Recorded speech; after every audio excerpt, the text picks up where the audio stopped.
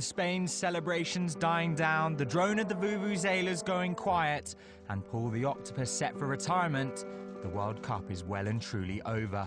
For football fans who've gorged themselves on wall charts and ridiculous merchandise, that could leave them susceptible to PTD, better known as post-tournament depression. But don't worry, there's help at hand. We spoke to renowned psychologist Dr. Thomas Chamorro-Premuzic about the condition.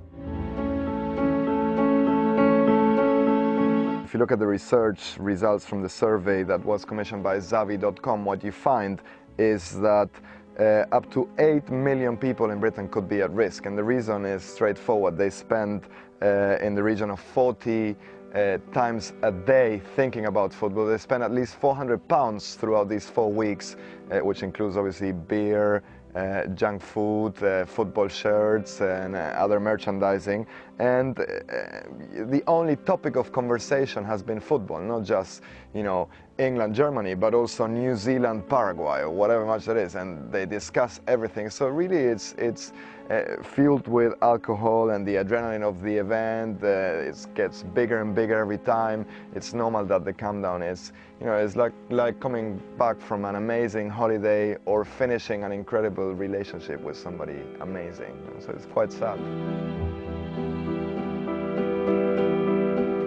First, they feel completely depressed after the World Cup is over, obviously. They think that nothing in life has a meaning and that there's no purposeful activity at all.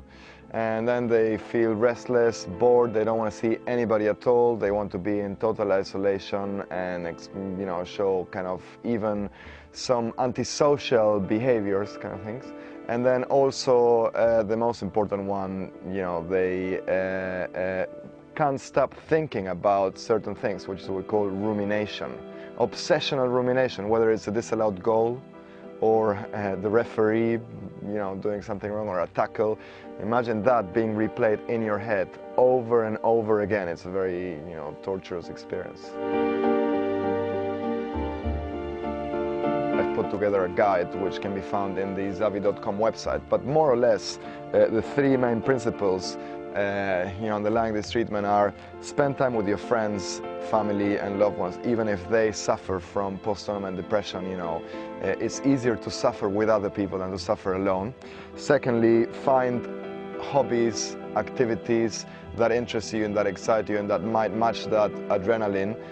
What were you doing before the World Cup? You know, just try to think. Surely it's not that difficult to go back. And then thirdly, organize events, sporting activities, or even if it is playing computer games, they can be football related, that you can influence and that can easily distract you from that. At the end of the day, this is what people do before the World Cup, sometimes also during the World Cup, and then, you know, there might be other events. So the important thing is not to be in denial, admit that it's over and just move on, basically.